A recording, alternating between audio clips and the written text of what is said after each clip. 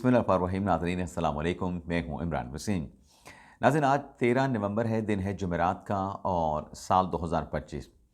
Programme के आगाज़ में जो हम तारीख़ बताते हैं, दिन बताते हैं, साल बताते हैं, इस पर कुछ दोस्तों की तरफ से एतराज़ आया है, जिस पर प्रोग्राम के आखिर में जाके आप नाज़रीन के साथ हम बात करेंगे।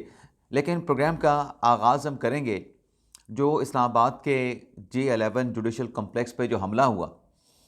इस हमले के बाद बल्कि ना सिर्फ G11 पे जो हमला हुआ, बल्कि वाना कैडेट कॉलेज पे जो दहशतगर्दों ने जो अटैक किया, इन दोनों अटैक्स को लेके नाज़रीन मैंने सोशल मीडिया पे देखा, मैंने प्राइवेट गुफ्तगू में देखा कि लोगों की जानिब से ये कहा जा रहा था कि ये जो 27वीं आईनी तरमीम पार्लियामेंट से मंजूर करवाई जा रही है और फील्ड मार्शल को जो ताहयात ओहदे से नवाजा जा रहा है, ये दोनों जो अटैक्स हुए हैं, चाहे G11 के जुडिशल कॉम्प्लेक्स पे हुआ है, चाहे वाना के कैडेट कॉलेज में हुआ है, ये सारे स्टेज किए गए हैं। यानी जिन लोगों के साथ या जिन लोगों को मैंने सुना या सोशल मीडिया पे जिन लोगों को मैंने देखा, पढ़ा, वो इसको ड्रामा करार दे रहे थे कि ये एक ड्रामा किया गया है अपनी एक वक़्त जो है, अपनी एक अहमियत जो है, उसको बरकरार रखने के लिए।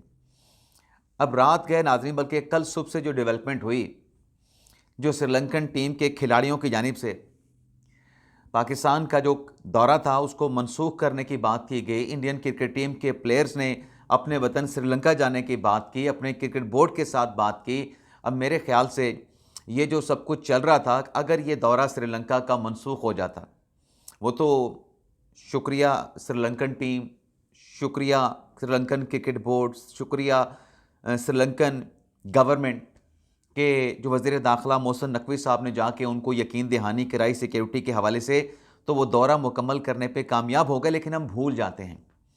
कल मैं एक जगह पे वॉक कर रहा था, अपने उस वॉक के दौरान एग्जैक्टली यही बात मुझसे वॉक करते हुए एक शख्स ने भी कही।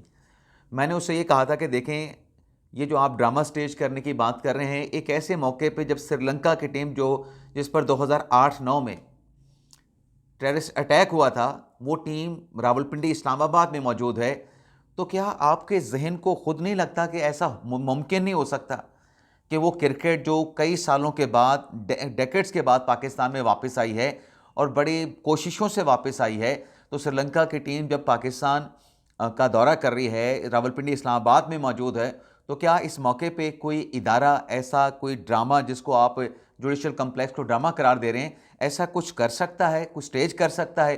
फिर इंसानी जानों का ज़िया हुआ है, आप ऐसी बात क्यों और कैसे कर सकते हैं? तो उसने कहा, हाँ, ये बात आपकी बिल्कुल ठीक है, ये तो मैंने पहलू सोचा ही नहीं। लेकिन वाना में अब नाज़रीन इस किस्म की जो सोच है, उस सोच को सलाम है, उस सोच को सलाम है। यानी यहाँ पे 12 लोग यहाँ पे शहीद हो गए, जाँ बहक हो गए, दर्जन भर से ज़्यादा जो है वो ज़ख्मी हो गए। वाना में 500 साढ़े 500 से ज़्यादा जो स्टूडेंट थे, उसके साथ जो स्टाफ था, जो कि 650 से तक जाके बनता था, उनकी ज़िंदगियाँ खतरे में पड़ गई। इनको जो है वो ड्रामा लगता है। अब एपीएस का जो वाक़या हुआ था, अगर खुदा न खास्ता वाना में एपीएस जैसा वाक़या हो जाता, तो फिर अब भारत क्या चाह रहा था? अपने स्पॉन्सर्स को पाकिस्तान में लॉन्च करके इस किस्म की दहशतगर्दी के वाक़यात करा के क्या चाहता था कि पाकिस्तान इंटरनेशनल सतह पे बदनाम हो, और अगर श्रीलंका की टीम वापस चली जाती तो बदनामी तो पाकिस्तान की होती। यहाँ से फिर हमारे जो मैदान जो आबाद हुए हैं, दोबारा से वो वीरान हो जाते। कोई दूसरी क्रिकेट टीम पाकिस्तान का दौरा करने के लिए 100 बार सोचती।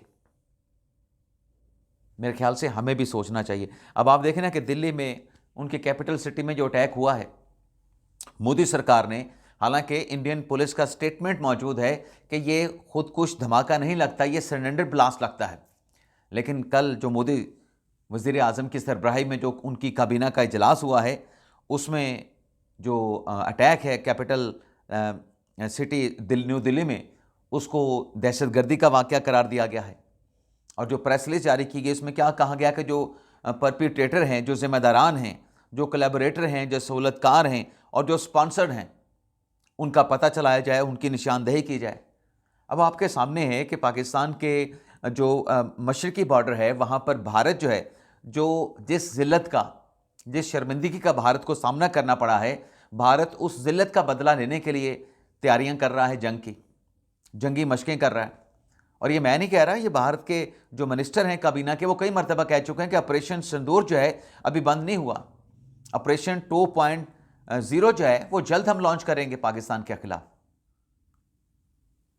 तो इन धमकियों पे जहां एक जवाब मोहसिन नकवी साहब ने अपनी जो कन्विंसिंग उनकी कैपेबिलिटी थी, श्रीलंकन टीम को राज़ी किया, सिक्योरिटी के हवाले से उनको ज़मानत दी, एक तो ये भारत को तमाचा पहुंचा है रात। और दूसरा जो कल वज़ीर आज़म शहबाज शरीफ साहब ने कौमी असम्बली के इजलास से खिताब करते हुए कहा कि भारत की जो साजिशें हैं, नाम उन्होंने भारत का नहीं लिया, दुश्मन का नाम लिया, कि दुश्मन की जो साजिशें हैं पाकिस्तान उन तमाम साजिशों से आगाह है। पहले भी शहबाज शरीफ साहब ने कहा कि दुश्मन को यानी भारत को मुंह तोड़ जवाब दिया था, अब अगर दोबारा कोई जारियत की गई उसका भी उससे ज़्यादा शिद्दत से मुंह तोड़ जवाब दिया जाएगा। और पाकिस्तान के जो फोर्सेस हैं वो मुकम्मल तौर पे अलर्ट हैं। दुश्मन पाकिस्तान क्या सोच रहा है, पाकिस्तान मुकम्मल तौर पे आगाह है। और पाकिस्तान ने जो नोटम है, टिल जो रेंज है चकवाल की, उससे मुतल्लिक पाकिस्तान ने जो नोटम है वो भी एक्टिवेट कर दिया है 12 से लेके 18 नवंबर तक। एक तो नाज़रीन ये ख़बर आपके साथ हमने डिस्कस करनी थी, जो रात गए भारत को 2 मुंह तोड़ जवाब मिले हैं, एक वज़ीर दाखिला मोहसिन नकवी की तरफ से और दूसरा वज़ीर आज़म शहबाज शरीफ की तरफ से। अब नाज़रीन बात कर लेते हैं 27वीं आईनी तरमीम की। जो लोग ये बात कर रहे हैं ना कि जो याहिया अफरीदी साहब हैं उन्होंने अपने लिए चीफ जस्टिस ऑफ पाकिस्तान का ओहदा ले लिया, उनकी बात में वज़न है, वो ठीक है। लेकिन जब वो ये बात करते हैं कि सुप्रीम कोर्ट को ख़त्म कर दिया गया, तो ये झूठी मनगढ़ंत बात है। सुप्रीम कोर्ट के 2 अख्तियारात को, जो सुप्रीम कोर्ट का ओरिजिनल जुरिस्डिक्शन है, सुप्रीम कोर्ट का एपलेस जुरिस्डिक्शन है, उसको अलग अलग कर दिया गया है। अब याहिया अफरीदी साहब, जैसे हमने रात के व्लॉग में बात की कि वो जब तक रिटायर नहीं होते वो चीफ जस्टिस ऑफ पाकिस्तान के लाएंगे, मेरे ख्याल में ये भी एक अच्छा बंदोबस्त किया गया है कि 2 बड़ी अदालतें, सबसे ऊपर तो कॉन्स्टिट्यूशनल कोर्ट होगी, लेकिन उन दोनों में जो सीनियर होगा वो चीफ जस्टिस ऑफ पाकिस्तान कहलाएगा। ये जो एक एनोमली थी, जो कंट्रोवर्सी थी, उसका एक मिडल वे जो है वो हल निकाला गया। यानी मिडल वे आप यूँ कह लें, मतलब हल उसका निकाला गया। लेकिन इस पर भी तकलीफ पहुँच रही है। लेकिन अब आप ये देखें कि अब ये कहा जा रहा है कि जो जस्टिस मंसूर अली शाह हैं, जस्टिस मिनल्ला साहब हैं, उनके साथ बड़ी ज़्यादतियाँ हुई हैं और वो बड़ी संजीदगी के साथ इस्तीफ़े के ऊपर गौर कर रहे हैं। लेकिन इस्तीफ़े के बाद हो सकता है कि उनकी पेंशन बंद कर दें, उनके बैरून मुल्क जाने के ऊपर पाबंदी लगा दी जाए। अब माफ़ कीजिएगा, इस किस्म की बातें की जा रही। भाई इस्तीफ़ा, जहाँ तक इस्तीफ़े की बात है, मंसूर अली शाह साहब से हमने ख़ुद पूछा था कि क्या आप रिज़ाइन करेंगे, तो उनका तो वाज़ेह तौर पे कहना था भाई क्यों रिज़ाइन करें, हम तो यहाँ पे आवाम की खिदमत कर रहे हैं, आवाम के लिए यहाँ पे बैठे हैं, हम चुप करके अपना काम करेंगे, केसेस करेंगे, फैसले करेंगे, हमारा किसी से क्या।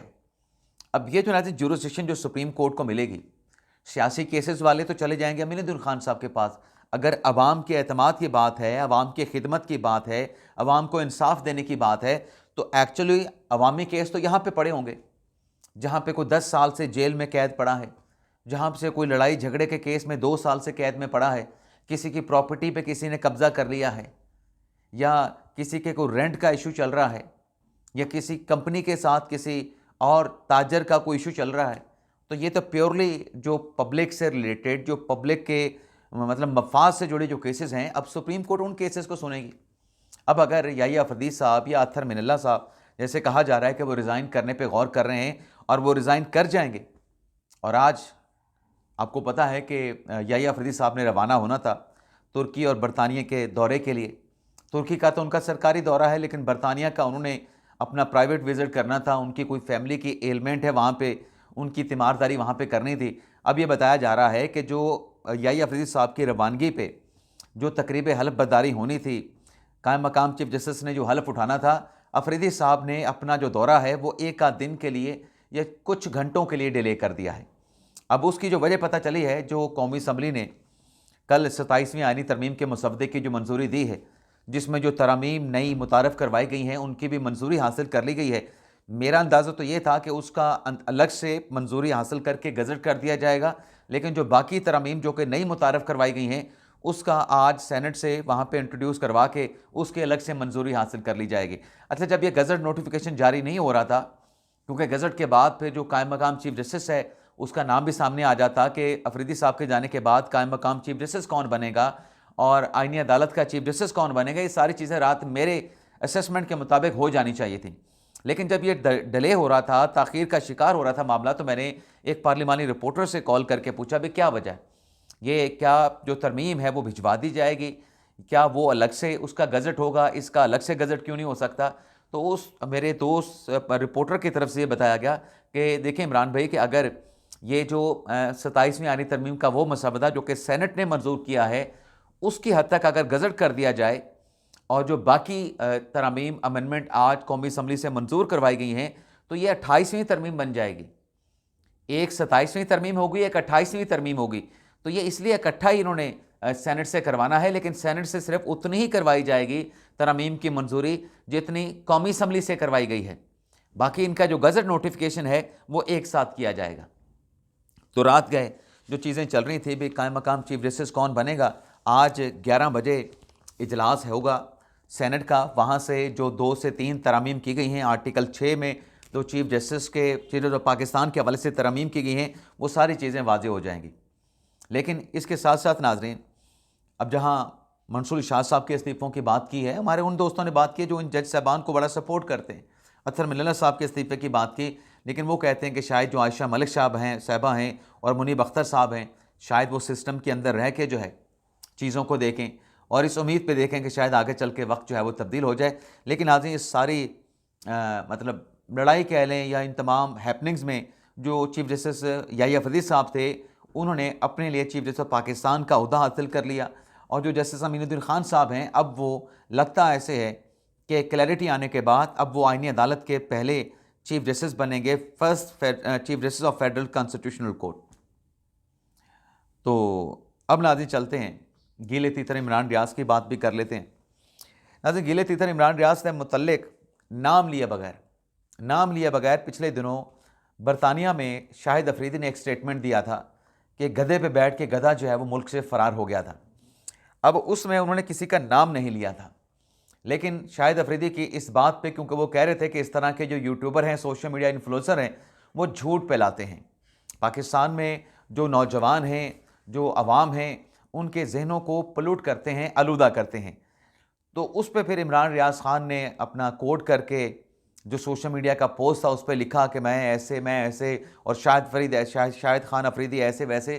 तो कल फिर एक मरतबा जो शाहिद अफरीदी हैं उनकी सहाफ़ियों के साथ इंटरेक्शन हुई और उसमें सहाफ़ियों ने उनसे ये भी पूछा कि शाहिद अफरीदी साहब ये बताएं कि आपने जो पिछली मरतबा स्टेटमेंट दिया था उसमें आपने इमरान रियाज खान का नाम नहीं लिया था, बल्कि किसी का नाम नहीं लिया था, लेकिन उसके ऊपर बड़ा रिएक्शन आया है अपना इमरान रियाज खान का।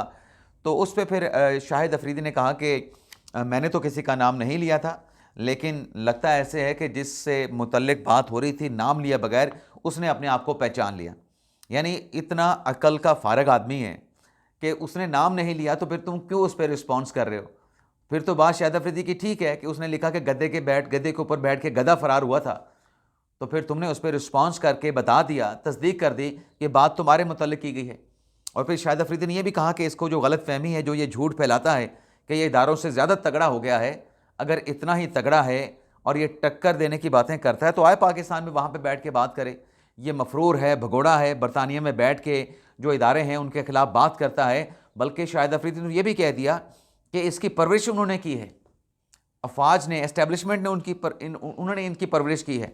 और अब ये पैम्पर हटा के जो है इसका पैम्पर उतरा है, तो अभी अपने आप को जो है वो बहुत कुछ तुरम खान समझने की कोशिश कर रहा है। लेकिन ये इदारों से बड़ा नहीं हो सकता, इदारों से बड़ा होने की इन लोगों की गलत फहमी है। ये शाहिद अफरीदी ने कहा कि ये गलत फहमी का शिकार हैं कि ये इदारों से बड़े हो सकते हैं। बाकी पाकिस्तान तहरीक इंसाफ ने 27वें आईनी तरमीम की मंजूरी के बाद एहतजाज का ऐलान किया है कि हम एहतजाज करेंगे। और एहतजाज क्या होगा, जुमा के दिन, जुमा नमाज के बाद तमाम जो मसाजिद हैं उनके बाहर पाकिस्तान तहरीक इंसाफ अपोजिशन अलायंस के जो लोग हैं वो एहतजाज करेंगे। इजाज़त चाहते हैं नाज़रीन, अल्लाह हाफ़िज़।